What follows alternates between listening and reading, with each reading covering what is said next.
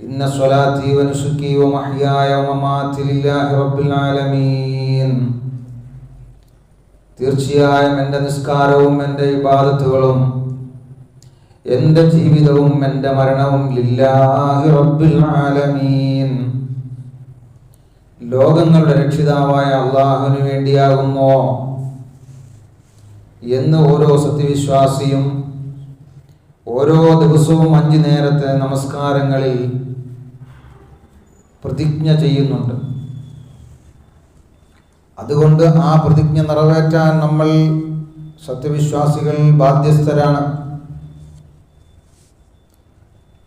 എപ്പോഴും അള്ളാഹുവിൻ്റെ സ്മരണയിലായിട്ടായിരിക്കണം ഒരു സത്യവിശ്വാസി ജീവിക്കേണ്ടത്.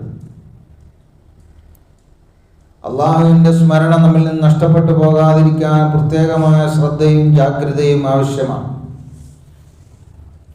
കാരണം എല്ലാ സമയത്തും മനുഷ്യരെ അള്ളാഹുവിൻ്റെ സ്മരണയിൽ നിന്ന് അകറ്റുന്നതിന് വേണ്ടി പിശാച് നിരന്തരം ശ്രമിച്ചുകൊണ്ടിരിക്കുകയാണ്.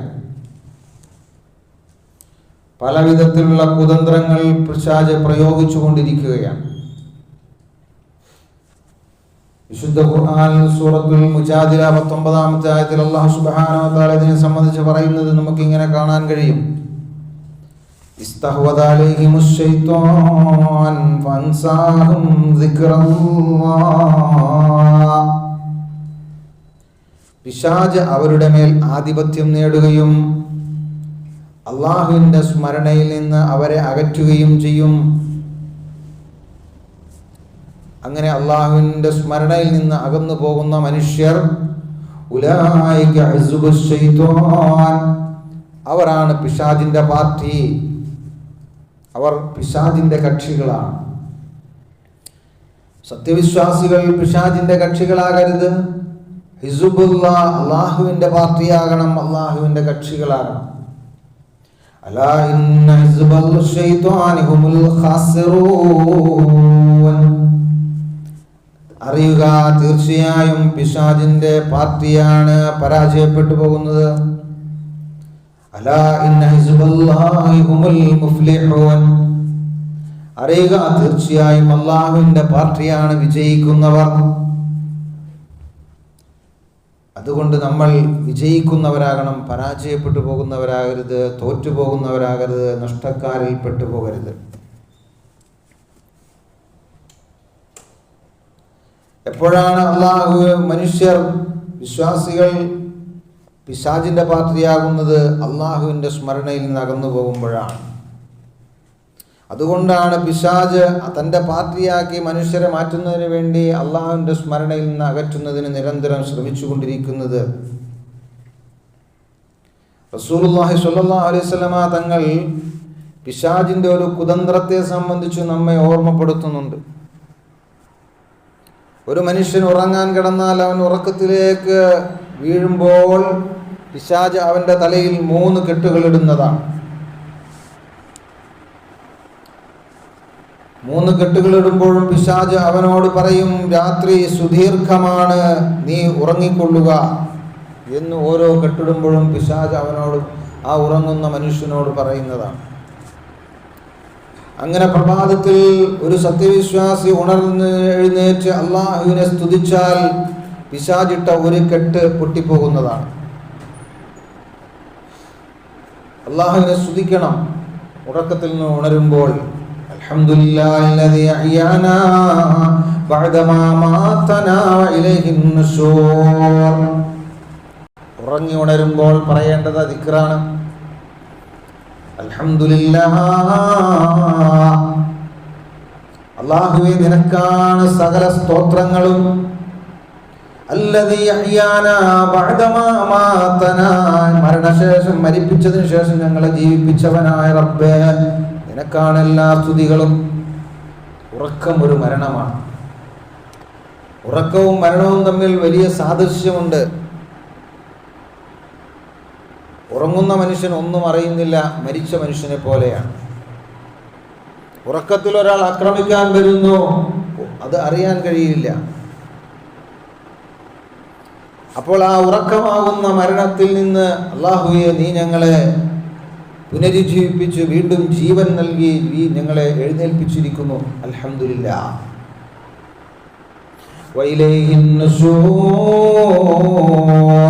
അല്ലാഹുവേ, നിന്നിലേക്കാണ് ഞങ്ങളുടെ മടക്കം എന്ന് പറയണം ഉറങ്ങി ഉണരുമ്പോൾ. അപ്പോൾ പിശാചിട്ട ഒരു കെട്ട് പൊട്ടിപ്പോകുന്നതാണ്. രണ്ടാമതായി ഉറങ്ങി എഴുന്നേറ്റിട്ട് മനുഷ്യൻ ഒരു വിശ്വാസി ഉളൂ ചെയ്താൽ രണ്ടാമത്തെ കെട്ട് പൊട്ടിപ്പോകുന്നതാണ്. തണുപ്പുള്ള രാത്രികളിൽ ഉളൂ എടുക്കുക എന്നുള്ളത് പലർക്കും പ്രയാസകരമാണ്. അതിശക്തമായി മഴ പെയ്തുകൊണ്ടിരിക്കുന്ന സമയത്ത് ഉറങ്ങി എഴുന്നേറ്റിട്ട് ആ പ്രഭാതത്തിൽ സുബഹിയുടെ സമയത്ത് ഉളൂ എടുക്കുക എന്നുള്ളതും പലർക്കും വിഷമമാണ്. എന്നാൽ അതിനെ, ആ വിഷമത്തെയും പ്രയാസത്തെയും അതിജയിച്ചുകൊണ്ട് ഒരാൾ ഉളൂ എടുത്താൽ അവൻ്റെ പിശാചിട്ട രണ്ടാമത്തെ കെട്ടും പൊട്ടിപ്പോകുന്നത്. പിശാചി കെട്ടിടുന്നത് എന്തിനു വേണ്ടിയാണ്? ഉറക്കം പ്രഭാതത്തിൽ ഉണരാതിരിക്കുന്നതിന് വേണ്ടിയാണ്. പ്രഭാതത്തിൽ ഉറങ്ങാതെ സുദീർഘമായി കിടന്നുറങ്ങണം, അതിനു വേണ്ടിയാണ് ഈ കെട്ടിട്ടത്. പക്ഷെ ആ കെട്ട് പൊട്ടുന്നതിന് ചെയ്യേണ്ട രണ്ട് കാര്യങ്ങൾ. മൂന്നാമതായി, വുദു എടുത്ത മനുഷ്യൻ സുബഹി നിസ്കാരം നിർവഹിച്ചാൽ മൂന്നാമത്തെ കെട്ടും പൊട്ടിപ്പോകുന്നതാണ്, അഴിഞ്ഞു പോകുന്നതാണ്. അപ്പം അതുകൊണ്ട് തന്നെ പിശാചിൻ്റെ കുതന്ത്രങ്ങളെ അതിജീവിക്കുന്നതിനുള്ള ഒരു പ്രധാന വഴിയാണ് നിസ്കാരം നിലനിർത്തുക എന്നുള്ളത്. സുബഹി നിസ്കാരം അതിൽ പ്രധാനമാണ്. നിസ്കാരം എന്നുള്ളത് നമുക്കറിയാം, അള്ളാഹുവിൻ്റെ സ്മരണ നിലനിർത്തുന്നതിന് വേണ്ടിയാണ് നിസ്കാരം നിഷ്കർഷിക്കപ്പെട്ടുള്ളത്. അഖിമി സ്വലാത്ത ലിദിക്രി, എന്നെ സ്മരിക്കാൻ വേണ്ടി നിങ്ങൾ നിസ്കാരം നിലനിർത്തുക, അള്ളാഹു വിശുദ്ധ ഖുർആനിലൂടെ പറഞ്ഞതാണ്. അതുകൊണ്ട് നിസ്കാരത്തിൻ്റെ കാര്യം നമ്മൾ പ്രത്യേകം ശ്രദ്ധിക്കേണ്ടതാണ്. സുബഹിക്ക് പള്ളിയിലെത്താൻ പ്രത്യേകം ശ്രദ്ധിക്കണം. അതിലൂടെയാണ് പിശാച് ഓരോ ദിവസവും ഉറങ്ങുമ്പോൾ നമ്മുടെ തലയിലിടുന്ന മൂന്നാമത്തെ കെട്ട് അഴിക്കാൻ കഴിയുകയും. മനുഷ്യരെ അള്ളാഹുവിൻ്റെ സ്മരണയിൽ നിന്ന് അകറ്റുന്നത് നിരവധി കാര്യങ്ങളുണ്ട്. അതിൽ പ്രധാനപ്പെട്ട ഒന്നാണ് കളി വിനോദങ്ങൾ, ഉറക്കം, കളി വിനോദങ്ങൾ എന്നിവ. ഉറക്കം, പ്രഭാത സമയത്ത് ഉറക്കം പലർക്കും ഒരു ഹരമാണ്. ആ സമയത്ത് ആ ഉറക്കം വിട്ടുണരാൻ ഒരു ശക്തമായ ഈമാൻ നമുക്ക് ഉണ്ടെങ്കിലേ സാധിക്കുകയുള്ളൂ. അള്ളാഹു നമുക്ക് ആ ഈമാൻ നൽകി അനുഗ്രഹിക്കുമാറാകട്ടെ. ആ ഈമാനുള്ളവരാണ് പള്ളിയിലേക്കും സുബഹിക്ക് എത്താൻ സാധിക്കുകയുള്ളൂ. അതുപോലെ കളി വിനോദങ്ങൾ മനുഷ്യരെ പലപ്പോഴും അള്ളാഹുവിൻ്റെ സ്മരണയിൽ നിന്ന് അകറ്റിക്കളയുന്ന ഒരു കാര്യമാണ്.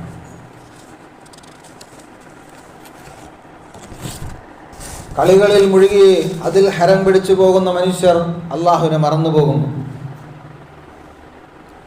കളിയും വിനോദങ്ങളും ഒരു ആവേശമായി തീരുമ്പോൾ നിസ്കാരത്തിൻ്റെ സമയമായാലും നിസ്കരിക്കാൻ വേണ്ടി തയ്യാറാവില്ല, ആ കളിയിൽ തന്നെ തുടരും.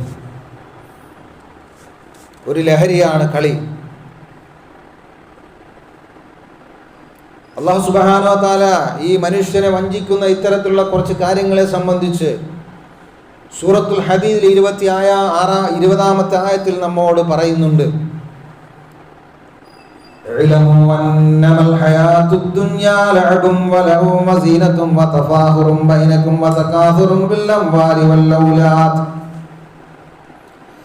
ഇഅ്ലമു, നിങ്ങൾ അറിയുക, അന്നമൽ ഹയാത്തുദ് ദുനിയാ, ഐഹിക ലോകത്തെ ജീവിതം എന്നുള്ളത് ലഹുവൻ, അത് കളിയാണ്, വലഹുവൻ, ഒരു വിനോദവുമാണ്, വസീനത്തും വതഫാഖുറും ബൈനകും, അത് ബാഹ്യമോടികളും ആഢ്യത്വ പ്രകടനവുമാണ്, വതകാസുറും ബിൽ അംവാലി വൽ ഔലാദ്, സമ്പത്തിലും സന്താനങ്ങളിലുള്ള വർദ്ധനവിന്റെ പേരിലുള്ള മേനി നടിക്കലുമാണ്, പൊങ്ങച്ച പ്രകടനമാണ്. ഇതാണ് ഐഹിക ലോകത്തെ ജീവിതമെന്ന് അള്ളാഹു പറയുന്നു. ഇതെല്ലാം മനുഷ്യനെ അള്ളാഹുവിൻ്റെ സ്മരണയിൽ നിന്ന് അകറ്റിക്കളയുന്ന കാര്യങ്ങളാണ്. ഈ കളി വിനോദങ്ങളും അതുപോലെ മോടികളും ആഢ്യത്വ പ്രകടനങ്ങളും സമ്പത്തിൻ്റെയും സന്താനങ്ങളുടെയും വർധനവിൻ്റെ പേരിലുള്ള മേനി നടിക്കലുമെല്ലാം അള്ളാഹുവിനെ സംബന്ധിച്ചുള്ള ഓർമ്മയിൽ നിന്ന് മനുഷ്യനെ അകറ്റിക്കളയുന്ന കാര്യങ്ങളാണ്. അതിനെ അള്ളാഹു ഉപമിച്ചത് എന്തിനോടാണ്? കമസലിൽ ഗൈസ്, ഇതൊരു മഴ പോലെയാണ്. മഴ പെയ്യുമ്പോൾ ഭൂമിയിൽ നിന്ന് സസ്യലതാദികൾ മുളച്ചു പൊങ്ങി വരുന്നു. അത് കണ്ടുകൊണ്ട് കർഷകർ സന്തോഷിക്കുന്നു, ഭൂമിയുടെ ഉടമസ്ഥരായ കർഷകർ സന്തോഷിക്കുന്നു. പക്ഷേ ആ മഴയ്ക്ക് ശേഷം കഠിനമായ വേനൽ വരുമ്പോൾ പിന്നെ ആ കൃഷിയെല്ലാം മുടങ്ങിപ്പോകുന്നു. പിന്നെ ആ കൃഷി മഞ്ഞ നിറത്തിലായി പോകുന്നു. പിന്നെ ആ കൃഷി വൈക്കോൽ തുരുമ്പായി മാറുന്നു.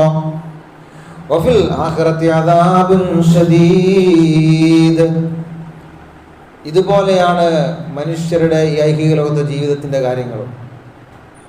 അള്ളാഹുവിനെ വിസ്മരിച്ചുകൊണ്ടുള്ള മനുഷ്യരുടെ ജീവിതം, അതുകൊണ്ട് ഒരു ഉപകാരവും ഒരു പ്രയോജനവും ആ മനുഷ്യന് ആഖിറത്തിൽ ഉണ്ടാവുകയില്ല. പിന്നെ എന്താണ് ആഖിറത്തിൽ ഉണ്ടാവുക ആ ജീവിതം കൊണ്ട്?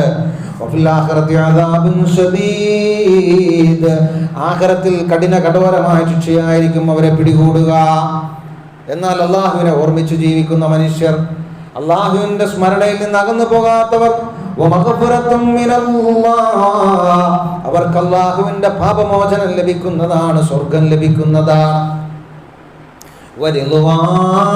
അള്ളാഹുവിന്റെ തൃപ്തിയും പ്രീതിയും സ്വർഗവും ലഭിക്കുന്നതാണ്. അതുകൊണ്ട് ഈ കാര്യങ്ങൾ വിശദീകരിച്ചിട്ട് അള്ളാഹു അടിവരയിട്ട് പറയുകയാണ്,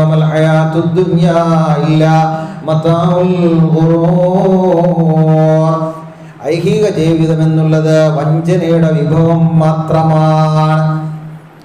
ഐഹിക ലോകത്തെ അധിക കാര്യങ്ങളും മനുഷ്യനെ വഞ്ചിക്കുന്നു, മനുഷ്യനെ അള്ളാഹുവിന്റെ സ്മരണയിൽ നിന്ന് അകറ്റുന്നു. അങ്ങനെയുള്ള വിഭവങ്ങളാണ് ഐഹിക ലോകത്തെ അധിക കാര്യങ്ങളും. അതിൽ ചിലതാണ് ഇവിടെ അള്ളാഹു എണ്ണി പറഞ്ഞത്, കളി വിനോദങ്ങൾ. ഇപ്പോൾ കാൽപന്ത് കളിയുടെ ഒരു ലഹരിയിലേക്ക് ലോകം മാറിയ ദിനങ്ങളിലേക്ക് നമ്മൾ കടന്നിരിക്കുകയാണ്. ലോകകപ്പ് ഫുട്ബോളിന്റെ ദിനങ്ങളിലേക്ക്, അതിൻ്റെ ആരവങ്ങളിലേക്ക്, അതിൻ്റെ ആവേശത്തിലേക്ക് ഗ്രാമാന്തരങ്ങൾ പോലും ഉണർന്നിരിക്കുകയാണ്. ഇനി കളിയുടെ ദിനങ്ങളാണ്, രാവുകളെ പകലുകളാക്കുന്ന കളി ദിനങ്ങൾ. കളി കാണാൻ എല്ലായിടങ്ങളിലും ബിഗ് സ്ക്രീനുകൾ ഉയരുകയാണ്. അതിനുവേണ്ടി ഒരുപാട് പണം മുടക്കുന്നു. കൂറ്റൻ ഫ്ലക്സുകൾ ഉയർത്തി തങ്ങളുടെ ടീമുകളുടെ പ്രൗഢി പ്രകടിപ്പിക്കുന്നതിന് വേണ്ടി ഓരോ ഗ്രാമങ്ങളിലും യുവാക്കളും ചെറുപ്പക്കാരും രംഗത്തിറങ്ങിയ കാഴ്ചയാണ് നമ്മൾ കണ്ടുകൊണ്ടിരിക്കുന്നത്. ഇത്തരത്തിൽ കളിയാവേശത്തിൻ്റെ ദിനങ്ങളിലേക്ക് ലോകം മാറിയ ദിനങ്ങളിലൂടെയാണ് നമ്മൾ ഇപ്പോൾ കടന്നുപോയിക്കൊണ്ടിരിക്കുന്നത്. കാൽപന്ത് കളിയുടെ ലഹരിയിലേക്ക് ലോകം വഴുതി വീണിരിക്കുകയാണ്. ഈ ഒരു അവസരത്തിൽ ഇന്നിപ്പോൾ ഇന്ത്യയിലുള്ള ആളുകൾ ഇന്ത്യക്കാരല്ല, അർജന്റീനക്കാരും ബ്രസീലുകാരും പോർച്ചുഗീസുകാരും ഒക്കെ ആയി മാറിയ ഒരു സാഹചര്യമാണുള്ളത്. ഇന്ത്യക്കാരാണെന്ന് പറഞ്ഞ് ഇവിടെ ഇപ്പോൾ ഈ കാൽപന്ത് കളിയുടെ ഫുട്ബോളിൻ്റെ ഈ ലോകകപ്പ് വേളയിൽ ആരും ഒന്നും പറയുന്നില്ല. കാരണം ഇന്ത്യക്ക് ലോകകപ്പിൽ അവസരമില്ല.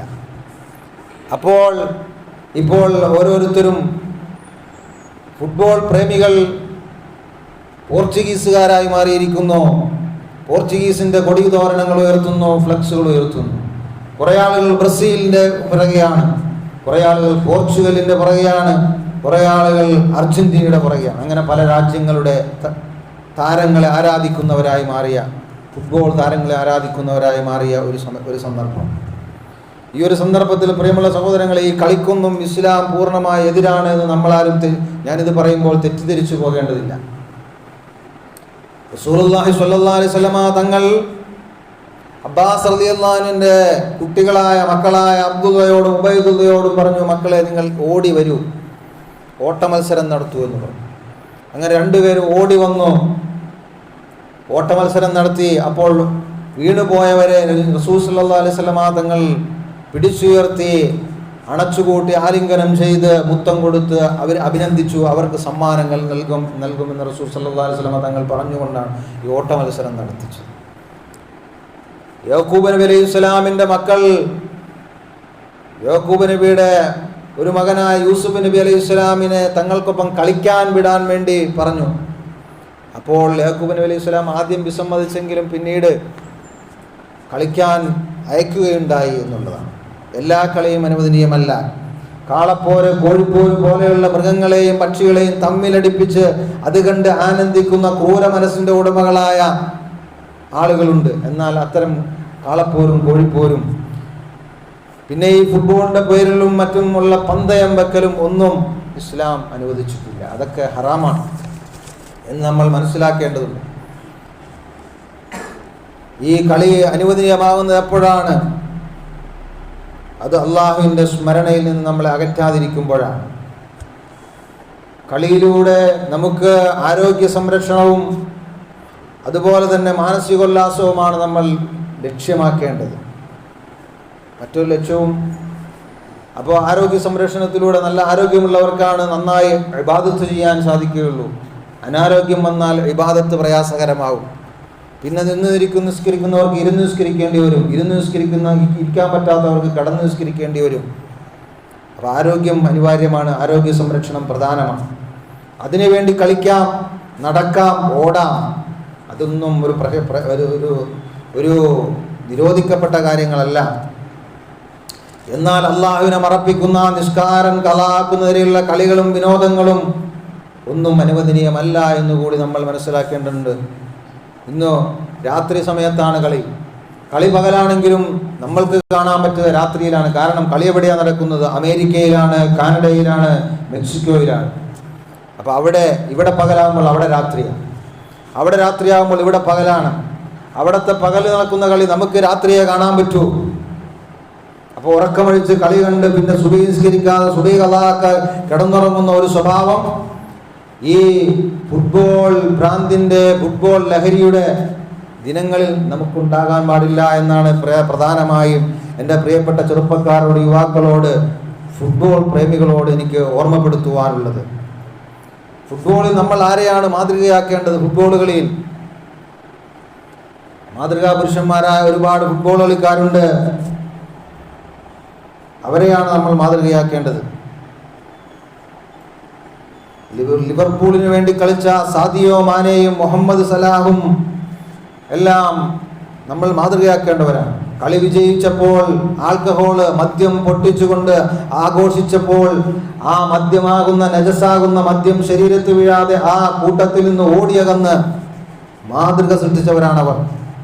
അവരെയാണ് നമ്മൾ മാതൃകയാക്കേണ്ടത്. മദ്യത്തോട് അകന്നു നിൽക്കുന്നവരാകണം, ലഹരിയോട് അകന്നു നിൽക്കുന്നവരാണ്. മദ്യത്തിനും ലഹരിക്കുമെതിരെ പോരാടുകയും ചെറുത്തുനിൽപ്പ് നടത്തുകയും ചെയ്യുന്ന ധാർമ്മിക ബോധമുള്ള ഒരു ചെറുപ്പക്കാരും യുവാക്കളുമായി നമുക്ക് മാറാൻ സാധിക്കേണ്ടതുണ്ട്. അതുപോലെ റമദാനിലെ കളിക്കിടയിൽ നോമ്പ് തുറക്കുന്ന ദൃശ്യങ്ങൾ നമ്മൾ ഫുട്ബോൾ കളിക്കിടയിൽ കാണാറുണ്ട്. ജർമ്മനിയിലെ മെയിൻസ് കളിക്കാരനായ മൂസ നിയാഖാത്തേക്ക് വേണ്ടി നോമ്പ് തുറക്കാൻ റഫറി കളി നിർത്തിവെക്കുകയുണ്ടായി. നിങ്ങളുടെ ഓർമ്മയിലുണ്ടാകും. അപ്പം അത്തരത്തിൽ നോമ്പ് നോറ്റ് കളിക്കുന്നവർ, നോമ്പ് കാലമായാലും നോമ്പ് ഉപേക്ഷിക്കാതെ നോമ്പ് നോറ്റ് ഫുട്ബോൾ കളിക്കുന്ന കളിക്കാരും ഉണ്ട്. അതിൽപ്പെട്ട ഒരാളാണ് മൂസ നിയാഖാത്ത്. അവരെയാണ് നമ്മൾ മാതൃകയാക്കേണ്ടത്. ആഫ്രിക്കൻ കപ്പ് വിജയിച്ചപ്പോൾ അൾജീരിയൻ ടീം ഒന്നടങ്കം ഗ്രൗണ്ടിൽ സുജൂദ് ചെയ്ത് നന്ദി പ്രകടിപ്പിച്ചു. കഴിഞ്ഞ ലോകകപ്പ് 2022 ലോകകപ്പിൽ സൗദി ടീമും അത്തരത്തിൽ അള്ളാഹുവിന് ശുക്ർ ചെയ്യുന്നതിന് വേണ്ടി വിജയം ലഭിച്ചപ്പോൾ ഗ്രൗണ്ടിൽ സുജൂദ് ചെയ്യുകയുണ്ടായി. ഇതെല്ലാം നമ്മൾ മാതൃകയാക്കേണ്ട. ഒരു അനുഗ്രഹം ലഭിച്ചാൽ സുജൂദ് ചെയ്യണം. വിജയമുണ്ടാകുമ്പോൾ അള്ളാഹുവിന് ശുക്ർ പ്രകടിപ്പിച്ചുകൊണ്ട് സുജൂദ് ചെയ്യണം. ശുക്റിൻ്റെ സുജൂദ് സുന്നത്താണ്. അപ്പോൾ പ്രിയമുള്ള സഹോദരങ്ങളെ, ഇത്തരത്തിൽ നമ്മൾ ഈ ഒരു കളിയാരവത്തിൻ്റെ ഈ കാലത്തിലൂടെ കടന്നു പോകുമ്പോഴും നമ്മൾ അള്ളാഹുവിനെ മറക്കാതെ, നിസ്കാരം കാതാക്കാതെ അള്ളാഹുവിൻ്റെ സ്മരണയിലായി ജീവിക്കാൻ, അള്ളാഹുവിന് ശുക്ർ പ്രകടിപ്പിച്ചുകൊണ്ട് ജീവിക്കാൻ, അള്ളാഹുവിനോട് നന്ദിയുള്ളവരായി തീരാൻ നമ്മൾ പ്രത്യേകം ശ്രദ്ധിക്കേണ്ടതുണ്ട്. അതുപോലെ നമ്മൾ ആക്കേണ്ട മാതൃകാ പുരുഷന്മാരെ മാതൃകയാക്കണം. അല്ലാത്തവരെ മാതൃകയാക്കരുത്. താരാരാധന എന്നുള്ളത് ആരാധന അള്ളാഹുവിന് മാത്രം അവകാശപ്പെട്ടതാണ്. മറ്റാരെയും ആരാധിക്കാൻ പാടില്ല. ഫുട്ബോൾ താരങ്ങളെയും ക്രിക്കറ്റ് താരങ്ങളെയും സിനിമാ താരങ്ങളെയും മനസ്സിൽ വെച്ച് ആരാധിക്കുന്നവരുണ്ടോ എങ്കിൽ അത് അവസാനിപ്പിക്കണം. ആരാധന അള്ളാഹുവിന് മാത്രം അവകാശപ്പെട്ടതാണ്. അതിലാരെയും പങ്കുചേർക്കാൻ പാടില്ല. മാതൃകയാക്കാം, മറ്റു പലരെയും മാതൃകാ പുരുഷന്മാരെ മാതൃകയാക്കാം. സാദിയോ മാന അത്തരത്തിലുള്ള ഒരാളാണ്. തനിക്ക് ഫുട്ബോളിന് ലഭിക്കുന്ന ലക്ഷങ്ങളും കോടികളും ചെലവഴിച്ചുകൊണ്ട് ആഫ്രിക്കയിലെ ഗ്രാമങ്ങൾ ദത്തെടുത്തുകൊണ്ട് അവിടുത്തെ പാവപ്പെട്ട മനുഷ്യരെ പുനരുദ്ധരിപ്പിക്കുകയും അവർക്കിടയിൽ വിദ്യാഭ്യാസ സ്ഥാപനങ്ങൾ കെട്ടിപ്പടുത്തുകൊണ്ടും ആശുപത്രികൾ പടുത്തുയർത്തിക്കൊണ്ടും അവർക്ക് സേവനം ചെയ്യുന്നു, ജനസേവനം ചെയ്യുന്നു. അത്തരത്തിലുള്ള ജനസേവകന്മാരെയും മാതൃകാ പുരുഷന്മാരെയുമാണ് നമ്മൾ മാതൃകയാക്കേണ്ടത്. ഇപ്പോൾ നമ്മൾ നമ്മുടെ ആയുസ്സിൽ നിന്ന് ഒരു വയസ്സ് നമുക്ക് കൂടുകയാണ്. ഹിജറ 1477 നമ്മോട് വിട പറയാൻ പോവുകയാണ്. 1447 ഹിജറാബ്ദം 1448 വരുന്ന ബുധനാഴ്ചയോടെ നമ്മൾ പ്രവേശിക്കും. നമ്മുടെ ആയുസ്സിന്റെ വിലപ്പെട്ട ഒരു വർഷം നമുക്ക് നഷ്ടപ്പെട്ടിരിക്കുന്നു. കാലം മനസ്യൂതമായി ഒഴുകുകയാണ്. കാലത്തെ പിടിച്ചു കെട്ടാനോ പിടിച്ചു നിർത്താനോ തടഞ്ഞു നിർത്താനോ നമുക്കാർക്കും സാധിക്കുകയില്ല. അതുകൊണ്ട് പ്രിയമുള്ള സഹോദരങ്ങൾ, ഈ അവസരത്തിൽ നമ്മൾ ചിന്തിക്കേണ്ടതുണ്ട്. നമുക്ക് നഷ്ടപ്പെട്ട ഈ കഴിഞ്ഞ ഒരു വർഷം അതുകൊണ്ട് നമ്മൾ എന്ത് നേടി? അതാണ് അല്ലാഹു സുബ്ഹാനഹു വ തആല വിശുദ്ധ ഖുർആനിലൂടെ ചോദിക്കുന്നത്. യാ അയ്യുഹല്ലദീന ആമനു തഖുല്ലാഹ, സത്യവിശ്വാസികളെ നിങ്ങൾ അല്ലാഹുവിനെ സൂക്ഷിച്ചുകൊണ്ട് ജീവിക്കുക. വൽ തൻദുർ നഫ്സും മാ ഖദ്ദമത് ലിഗദ്, നാളേക്ക് വേണ്ടി നിങ്ങൾ എന്താണ് സമ്പാദിച്ചിട്ടുള്ളത്? ഒരു വയസ്സ് നമുക്ക് കൂടി. നമ്മുടെ ആയുസ്സിൽ നിന്ന് ഒരു വർഷം നമുക്ക് നഷ്ടപ്പെട്ടിരിക്കുന്നു. നമ്മൾ ഓരോ ചവിട്ടടിയും കബറിലേക്ക് അടുത്തുകൊണ്ടിരിക്കുകയാണ്, ആഖിറത്തിലേക്ക് അടുത്തുകൊണ്ടിരിക്കുകയാണ്. ഇപ്പോൾ നമ്മൾ ആലോചിക്കണം, ഈ ഒരു പുതുവത്സരത്തിൻ്റെ ഈ സന്ദർഭത്തിൽ നമ്മൾ നാളേക്ക് വേണ്ടി എന്താണ് സമ്പാദിച്ചു വച്ചിട്ടുള്ളത്? എന്താണ് നമ്മൾ നേടിയത്? ഈ ഒരു കഴിഞ്ഞുപോയ ഒരു വർഷത്തിൽ നമ്മൾ എന്ത് നേടി? നമുക്ക് എന്തൊക്കെ നഷ്ടങ്ങളുണ്ടായി? ആഖിറത്തിലേക്ക് വേണ്ടി നമ്മൾ എന്താണ് സമ്പാദിച്ചത്? ഹാസിബു ഖബല അൻ തുഹാസബു, വിചാരണ വരാനുണ്ട്. പാരത്രിക ലോകത്ത് മരണാനന്തര ജീവിതത്തിൽ നിഷ്കൃഷ്ടമായ ഒരു വിചാരണയെ അഭിമുഖീകരിക്കേണ്ടവരാണ് നമ്മൾ. അതിനു മുമ്പ് നമ്മൾ ആത്മവിചാരണ നടത്തണം. സ്വയം വിചാരണയുടെ ഒരു സന്ദർഭമാണ് ഈ പുതുവത്സരത്തിൻ്റെ സന്ദർഭം. അള്ളാഹു നമുക്ക് തൗഫീഖ് നൽകുമാറാകട്ടെ. അങ്ങനെ പുതിയ ഒരു മനുഷ്യരായി നമ്മൾ പുതുവത്സരത്തിലേക്ക് പ്രവേശിക്കണം. തൗബ ചെയ്ത് പശ്ചാത്തപിച്ചുകൊണ്ട്, അത്തായിബു മിന ദംബി കമല്ലാ ദംബ ലഹു, ഒരു പശ്ചാത്തപിച്ച മനുഷ്യൻ പാപങ്ങൾ ചെയ്യാത്തവനെ പോലെയാണെന്ന് മുഹമ്മദ് മുസ്തഫ.